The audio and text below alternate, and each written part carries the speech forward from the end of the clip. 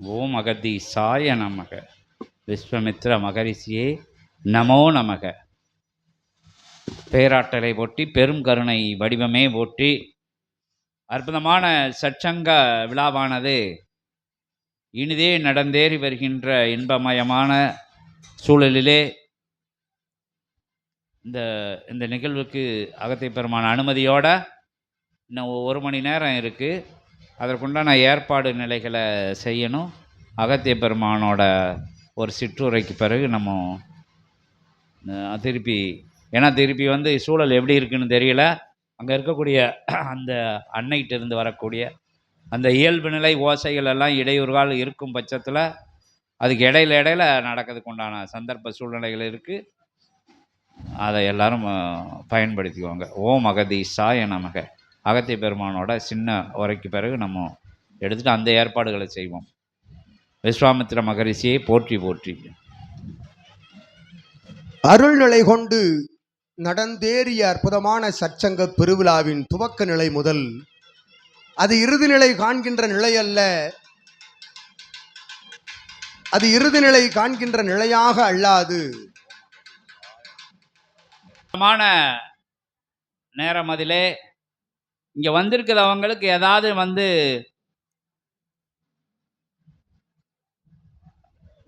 மைண்ட்ல வந்து, அதாவது மனதில் வந்து ஏதாவது இறையாண்மையில் ஞானத்தை நோக்கிய பயணத்தில் சந்தேகங்கள் இருக்குது அப்படின்னு சொல்லுதாங்க. அதாவது வழி தெரியாமல், அதாவது இதை எப்படி செய்யலாம், இதை எப்படி செஞ்சுக்கிடலாம், இன்னும் விஷயங்கள் விளக்கேற்றதில் உள்ள, நம்ம எப்பவும் சொல்கிறது வரலாம். ஏன்னா அன்னையர்கள்ட்ட வந்து அப்படி தான் பேசணும்.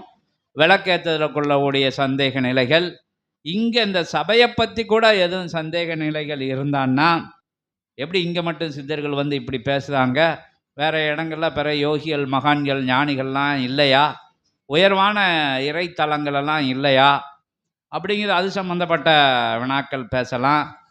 ஏன் வாழை சித்தன் வந்து சாதாரண மனுஷனாக இருந்து எகுலகத்தில் எல்லா விஷயத்தையும் சுழண்டு சுற்றி வந்து இப்படி ஒரு இறையை அழைத்து பேசக்கூடிய இறை சபையை எப்படி அவனால் அமைக்க முடிஞ்சது, யார் இதை அமைச்சு கொடுத்தா, யார் இதுக்கு அனுக்கிரகங்கள் பண்ணா அப்படிங்கிற விஷயங்களை கேட்கலாம்.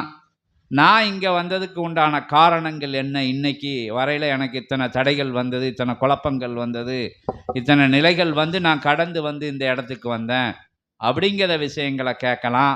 நான் இன்னென்ன விஷயங்கள்லாம் செஞ்சுக்கிட்டு இருந்தேன், இன்னென்ன விஷயங்கள்லாம் செஞ்சுருக்கேன், ஏன் என்னுடைய நிலை வந்து இன்னும் வந்து மாறாமல் இருக்குது, இன்னைக்கு மட்டும் அந்த அனுமதி. ஏன்னா ஊழ்வினை தான் அதுக்கெல்லாம் காரணம் அப்படிங்கிறத விட எல்லாருக்கும் தெரியும். இன்றைக்கி நான் அகத்திய பெருமான்கிட்ட கேட்காமலே அதை உங்களுக்கு பரிசாக தரோம். ஏன் நான் இவ்வளோ நாட்களுக்கு நாங்கள் எங்கள் முன்னோர்கள்லாம் தானம் தர்மம் ரொம்ப செஞ்சு வந்தாங்க. நான் இது இன்னைக்கு இப்போ சந்தித்த மக்கள் ரொம்ப பேர் அதை சந்திக்கலாம் எல்லாரும் சொல்ல, நான் இது வரைக்கும் யாருக்கும் எந்த துரோகம் பண்ணலை, எனக்கு நினைவில்லை அப்படிங்கிறத கூட விட்டுட்டு நான் செய்யவே இல்லை அப்படின்ன ஒரு நிலையிலெல்லாம் அது வந்து புரிதல் இல்லாத நிலை, அவ்வளோதான். அதுக்கு தான் இன்றைக்கி கூட ஒரு அம்மாட்ட கேட்டேன், நேற்று என்னத்தை சாப்பிட்டேன்னு கேட்டேன், முந்தானத்து என்னத்தை சாப்பிட்டேன் நினைவு இருக்கான்னு கேட்டேன்.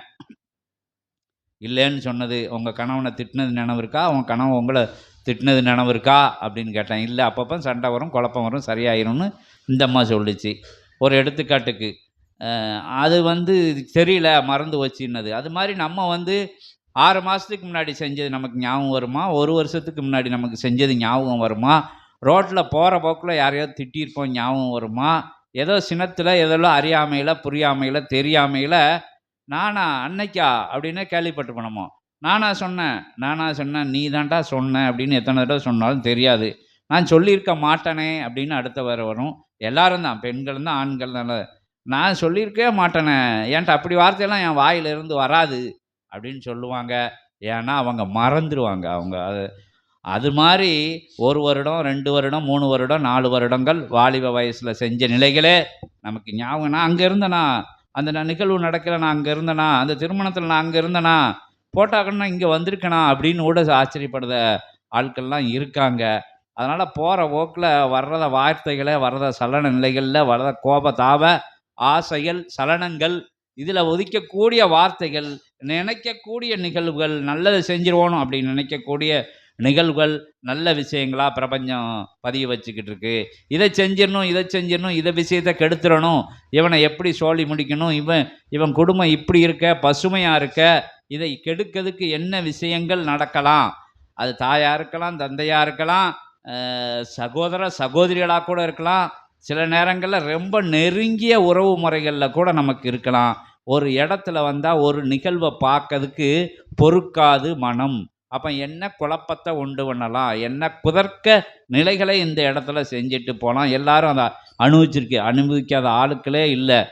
இவன் வாரான், வந்துட்டு தண்ணி அலாட்டாக இருக்கணும், எதையாச்சும் செஞ்சு விட்டுட்டு போயிடுவா அப்படின்னு எத்தனை குடும்பங்களில் நல்ல விஷயங்களுக்கு கூப்பிட்டு அவங்களுக்கு சாப்பாடு போட்டு உடை எடுத்து கொடுத்து வேண்டிய விருந்து முறைகளெல்லாம் செஞ்சு போகிறதுக்கு செலவுக்கு துட்டு கொடுத்து பிள்ளைகளுக்கு உண்டான சிற்றுண்டிகள்லாம் வாங்கி கொடுக்கு உடைகளெல்லாம் எடுத்து கொடுத்து ஊரில் நெருப்பை கட்டிட்டு போய் என்ன செஞ்சிருவான், என்ன சொல்லிடுவான், 2 நாளில் இவங்களுக்குள்ளே நம்ம ஏதாச்சும் சொல்லியிருப்போமோ எச்சரிக்கையாக பார்த்துன்னு எல்லார்ட்டையும் சொல்லி வச்சுருந்தோம். யாரும் சொல்லியிருப்பாங்களோ, எதுவும் நமக்கு தெரியாமல் சொல்லியிருப்பாங்களோ கூட வேதனைப்பட வேண்டியது இருக்குது. யாரை? உறவினர்களை கூட நம்ப முடியலை, அண்ணன் தம்பியை நம்ப முடியலை, அண்ணனை நம்பினாலும் அண்ணன் கூட வந்திருக்கிறவளை நம்ப முடியலை. இப்படி விஷயங்கள் எல்லா குடும்பங்கள்லையும் இருக்குது. போகிறவங்களும் அவங்கள சுட்டி காட்டிட்டு நம்மளும் அதே விஷயத்தை தான் வந்து செய்யக்கூடிய நிலைகள் இங்கே இருந்துக்கிட்டு வருது. எந்த இடத்துல எதை தொட்டால் கரண்ட் வரும், எதை தொட்டால் காற்று வரும், எதை தொட்டால் வேறு எண்ணம் வரும், எதை தொட்டால் சாக்கடிக்கும், எதை தொட்டால் இயங்கும் அப்படிங்கிற நிலைகளை கூட எச்சரிக்கையாக சுவிட்சில் கூட பார்த்து கை வைக்க வேண்டியது இருக்குது. யார் வயரிங் பண்ணால் சுவிட்சு என்ன கம்பெனி, அவனா இவனா எங்கே வாங்கினதுன்னு பார்த்து கை வைக்க வேண்டியது இருக்குது.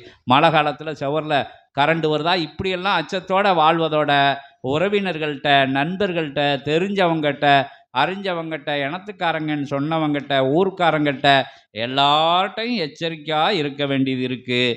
அப்போ வந்து எல்லா இடங்களையும் ஏற்ற இறக்கங்கள் நடக்கு.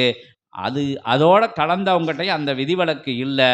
அதனால் பாவ புண்ணியங்கள் வந்து நிகழ்ந்துக்கிட்டே இருக்குது யுகத்தில்.